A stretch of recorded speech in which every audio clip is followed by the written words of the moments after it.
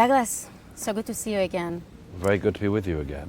Thank you. So we're here at the Nova Memorial 1 year later. How does this make you feel? I come back today, among others, with my friend Nimrod Palmak, who was a great hero of the day, and brought some friends who haven't been here before. So it's, well, I mean, as you know, I mean, it's a terrible mix of emotions, partly just being reminded of the horror of what happened here. In my case, I also always think of the people who were so heroic on that day. I think of all the hostages who are still there in Gaza, and I think of all the soldiers who've been working so hard and who I've seen working for the past 14 months, and so, yeah, a lot. So let's start with the war in Israel. What do you think about the ceasefire in Lebanon? Well, it's not mine to say, but I know that wiser voices know more. I just have always said since the beginning of this conflict that I want it to be the last Gaza war and the last Lebanon war. And I don't see anything other than total victory as being possible. I really have felt very strongly that, as you know, as all Israelis know, you know, every few years you have to fight a Gaza war, every 15 to 20 years you have to fight a Lebanon war, and I really hope that whatever is happening in Lebanon, the decimation of Hezbollah, I don't want to see the decimation of 90% of it. I want to see the decimation of 100%. Do you think the ceasefire agreement with Lebanon was a gesture for President Trump's return to the White House? Some people interpret it as that. I'm not sure I believe in the ceasefire, to tell you the truth. I don't think Hezbollah will be able to restrain themselves. And I think of all my friends in the north of Israel who spent the last year and more out of school, out of their homes, and I don't know that they feel yet that this is safe to go back. And until they are safe to go back, I don't believe a ceasefire is important. The important thing is the families, the displaced families of Israel returning home. That's what I think. Yeah. Is the only guide. What do you think about the ICC arrest warrants against Prime Minister Benjamin Netanyahu and Yoav Gallant? Well, it's preposterous. Preposterous. I've written about it a fair amount in the last few months since April, when I think I broke the story that the ICC was going to dare to do this. It's astonishing and not surprising. I'm very glad that Israel never signed up to the ICC. I'm very glad that America never signed up to it. My own country of birth, Great Britain, unfortunately did sign up to it. And I think they'll learn in due course what the ramifications are of allowing this appalling international body to decide that it can legislate over the behavior of democracies in wartime. The court is a joke. It's a kangaroo court. I mean, they've announced, of course, they tried to announce that there would be the arrests of various Hamas leaders. It seems to have escaped the attention of the ICC that Hamas has very few leaders, and that the one they've mentioned is already dead. In my view, I said this in the New York Post the other week, it's like saying at the end of World War II, you know, we're going to prosecute the Nazi leaders and also Harry Truman and Winston Churchill. And then, oh well, all the Nazi leaders are dead, let's just prosecute the American and British prime ministers and presidents. It's disgusting. It's disgusting. And I hope that with the arrival of President Trump in the Oval Office, whatever you see, to me, the scandal in a way was not just the pathetic European countries who were saying, and the pathetic Canadian government and others saying that they would even dare to think of carrying out an arrest warrant against a democratically elected leader. But it was the fact that there were so many signals that somehow Washington, it wasn't that it was green lighting the process, but it didn't red light it. And when Senator Tom Cotton and other senators wrote to the ICC corrupt prosecutor Karim Khan, who has his own personal reasons to bring this case, as we know, when they wrote to him, they reminded him of this, that and I hope that President Trump will remind people of this, that under American law, under the Hague Invasion Act, it's not just that if an international court like the ICC tries to go for an American that they're in trouble, but if they try to go for an American ally, they're in trouble as well. And I hope that they really are. How do you think Prime Minister Netanyahu should act? Well, I think he's done very well so far. I mean, my view is that, and a lot of my friends in the army here have said to me in recent days since the arrest warrants were issued, but we'll all be next. And I think they're right. I think they're right to be fearful of that. If you can try to arrest the Prime Minister and a former defense minister, then you can arrest generals. And there will be some people, of course, who will think, oh, well, it's just about Netanyahu. I remember when Tzipi Livni, who is not, to my recollection, a person of the right, I remember when Tzipi Livni was barred from entering the UK some years ago because of her involvement in the Second Lebanon War. This will come for everybody. It'll come for everybody. And that includes elected leaders in the rest of the West. I think Netanyahu's done a very good job in reminding people of that. And then, of course, there's been a significant amount of backtracking from people like Emmanuel Macron. Even Giorgia Meloni has backtracked a bit from initially saying that she would, that Italy would observe the arrest warrants, and now seems to have rowed back. Again, only my own country of birth, Great Britain, where we have a particularly idiotic foreign secretary, a man of very, very minimal intelligence, has said that he has to, and that Britain will have to, observe the arrest warrant. Of course, it doesn't have to at all. This is just a political act by the left-wing government in Britain. But again, those people will find this will come for them in due course. If democratically elected leaders and generals and others are able to be hauled in front of this kangaroo international body, it'll be a Labour Prime Minister next, maybe even a former Labour Prime Minister. One springs to mind. And also we hear former Israeli officials saying Israel is committing genocide, ethnic cleansing, just to bring Prime Minister Netanyahu down. What do you think about it? Well, there have been people who've been making these smears against Israel and against the IDF from the beginning of the war and indeed before it. I think the first people claiming that Israel was committing genocide in Gaza were saying it on October the 8th, when, of course, the Gazans and Hamas were trying to commit a genocide in Israel still. They've been making these smears and allegations against this country for years, decades indeed now. I do think it's very important that people realize that this has to be cut off at the root. You know, some people think, you know, oh, we can pass this blame onto this person, or we can pass this allegation onto that person, or sell this person down the river. No, all of these allegations, they hit at the core, the roots of Israel. They are intended simply to delegitimize the country we're sitting in. They want to claim that this country commits genocide when it does not. They want to claim that it's doing ethnic cleansing when it's doing anything but. They want to claim this is an apartheid state when it's anything but. But these allegations, they have to be cut off at the root. And by the way, one of the reasons why they do them, and I've said this a few times in the last year, they make these specific allegations because they want to hurt Jews. I don't think people reflect on that enough. They say things like concentration camp and genocide and Holocaust. Do you think none the of IDF which is committing genocide in Gaza? Of course not. Of course not. I mean, this is these libels against the IDF and against the state of Israel. And they just libel after libel. And you know, there's this phrase I've tried to make a bit more well known in the last year. Vasily Grossman, the great Soviet Jewish writer of the 20th century, he said once, he said about anti-Semitism, he says, tell me what you accuse the Jews of, and I'll tell you what you're guilty of. Wow. Now, the people claiming that Israel is committing genocide are people who want to commit genocide.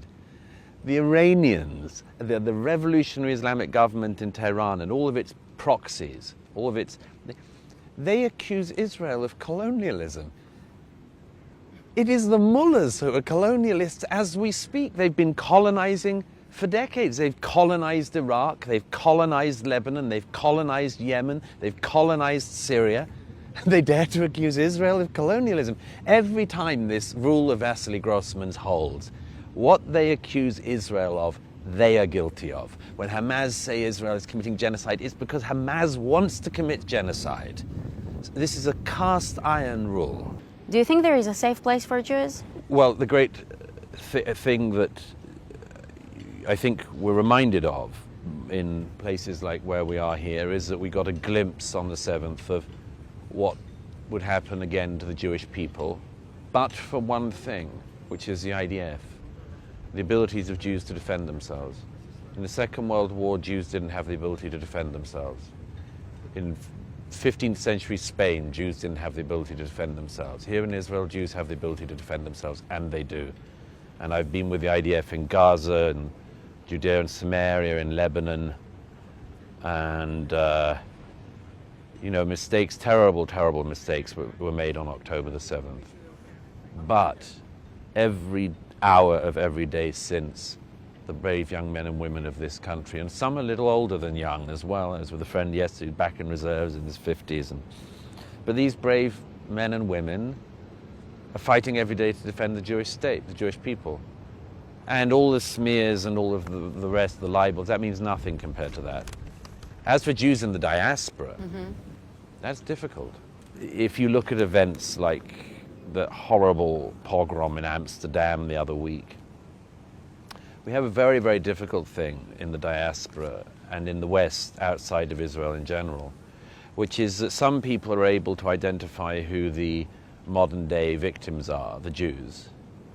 Very few people are willing to say who the modern day Nazis are. Very few, actually. I think I count as one among very few in the Western media. But, you know, when you see something like this terrible event in Amsterdam, even some Jewish organizations in Europe, they say this was a spontaneous attack on Israeli soccer fans by locals. Or they're blaming the fans. Oh, they blame the fans, of course. Because every Jew brings all violence on themselves, of course. But it's noticeable, isn't it, that they say they were attacked by locals. I say, who are the locals? Are these Dutch citizens in their clogs running out of windmills and starting to attack Jews? No. This is, sadly, there are anti-Semites in Europe from the native population, but we also have the massive problem that we've imported a lot of new immigrant anti-Semites, mainly from Muslim background. And that's in terms of diplomacy and international relations for this country. That's a problem. But the problem, the problem is principally not for this country. It's a problem for countries like the Netherlands, a problem for countries like Britain, a problem for countries like Canada. Why is it that the same Hamas markers for Jewish houses are being used against an owner of a bookshop in Sydney who happens to be Jewish, and a professor in Canada, and so on? This is a problem for these countries, and I at any rate think that for all the problems that Israel faces, all the problems that occur here and will always occur, and all the arguments and internal debate, at least here you can defend yourselves. And it's not clear to me how much of the rest of the West wants to do that for themselves. How do you think President Trump will act differently from President Biden regarding the war in Israel? Well, one of the virtues of President Trump is he tends to say what he thinks. It's quite, people quite often say to me, what does Trump think about this? I say, you can tell, he'll have said it in a speech, you know. Yeah. President Trump will, I think, have a very different attitude towards this country and this war. He definitely wants the war to stop. He's said that many times, like the war in Ukraine. But I think he also realizes that what I've, again, said from the beginning, which is that Israel has to win. It's not tolerable to have these endless wars forced upon Israel and the Israeli public. I'm hoping very much that Trump follows through on his promise to throttle the mullahs financially. Very much hoping that happens. Because at the end of his first term in office, that really was the case. The mullahs were begging for relief of the sanctions. And Biden, of course, gave it to them. And we've seen in the last 4 years what happens when Tehran is...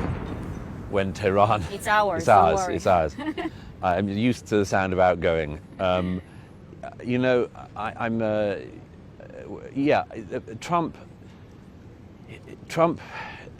tried to throttle the mullahs financially, and it worked. Biden turned the money spigots on, and we've seen what happens when the mullahs have money.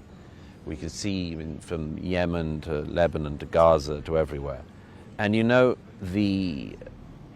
if when Trump comes in, the mullahs can be sanctioned back, and this country takes whatever measures it has to take, and I have thoughts on that like all of us, then I think we could be on the road to winning. Me too. I have a really good feeling. I know. I think that for the first time in many years, there is a possibility of victory in sight. And it's what Prime Minister Netanyahu said at the United Nations the other week in New York, and I was there in the audience. And as he said, you know, there are these two options for the Middle East, the blessing and the curse. It's eminently possible now to see what a blessed Middle East will look like. You know, we have the Abraham Accords, countries could be added to it. We could have normalization, de-radicalization of populations like that in Gaza. All of these things are possible. But then there's the curse, and the origin of the curse is obviously Tehran. And we'll see. But it's a very straightforward choice, that, and for the sake of this country and the wider region, as well as for the citizens of Iran, I hope that something can be done. Do you think his election will affect the balance of power in the Middle East and Islamization in the West? I think so. Islamization in the West is a harder thing to predict. It's a harder thing to deal with. This region, yes. Trump has his own forms of diplomacy, which are, you know, it's very interesting. People often think that foreign policy is a very complicated art. And in some ways it is, but in some ways it isn't. And one of the things that Trump knows is that in foreign policy terms, your friends should know that they're your friends, your allies should know they're your allies, and your enemies should really know they're your enemies.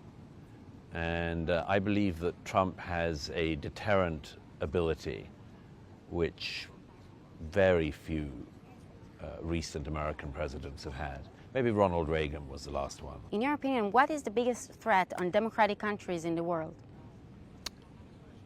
I would say that it's in part the radicalization of young people into vicious belief systems and lies. I think of people like the idiot students in America who've been brought up to... I've just finished a new book. It comes out in April. It's called On Democracies and Death Cults. Wow, this was my next question. And that's something I've thought about a lot. How come we're in this situation? It's like what I said about people not being able to identify the Nazis today. And I tell you, by the way, very quickly where it comes from. It comes from a taught self-loathing. It's the taught self-loathing. One of the things I love about Israel is, in spite of all the internal debates, much of which I hear over Friday night dinners and other dinners, you know, fundamentally, Israelis believe in the state of Israel.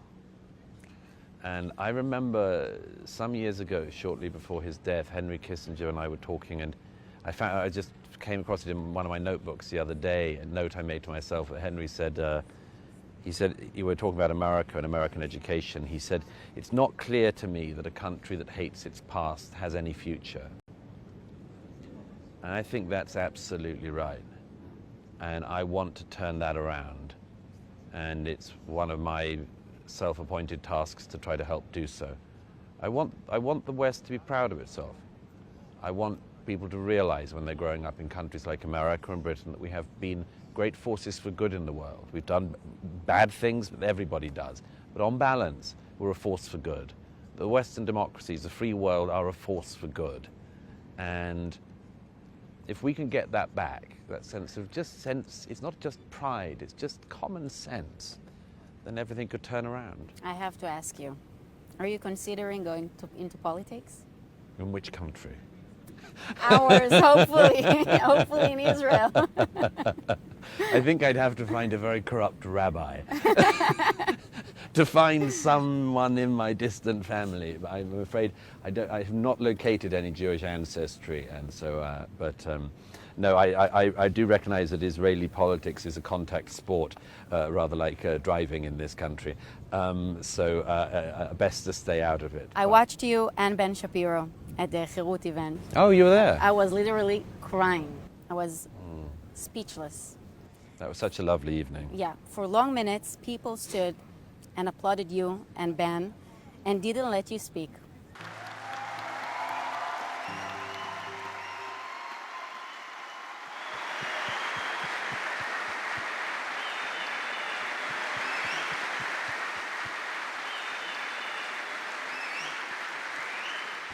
How was the feeling of receiving so much love from the Israeli audience?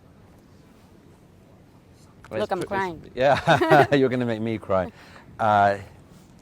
You know, I say all the time that I'm deeply moved by that response and by the responses I have had from the Israeli public. I feel like many Israelis have taken me to their heart and I've taken them to mine.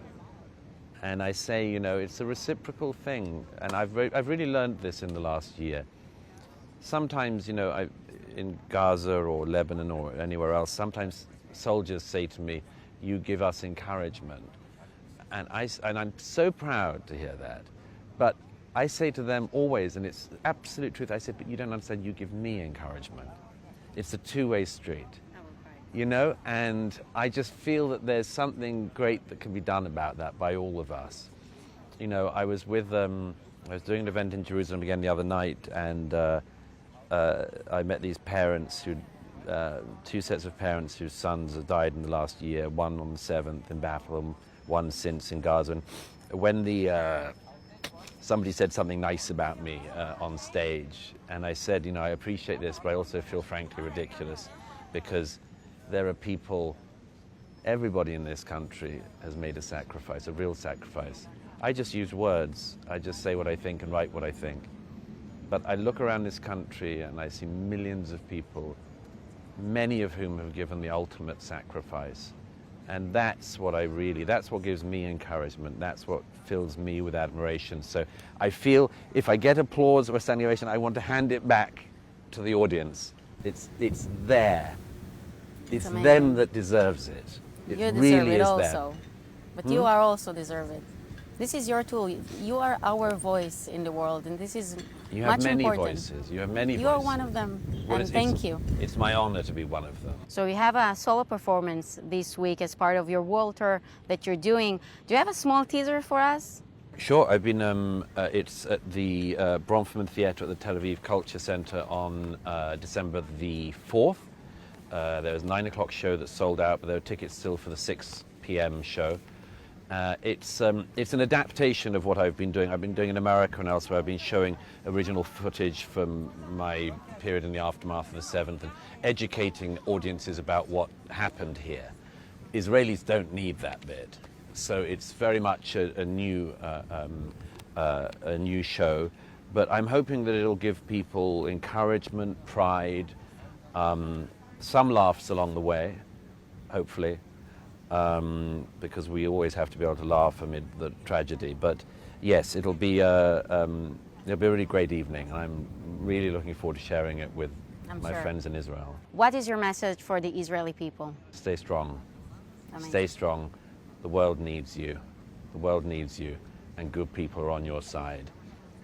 Douglas Murray, it's always a pleasure. My Thank you so pleasure. much for everything. Thank Really you. much appreciated. Thank you.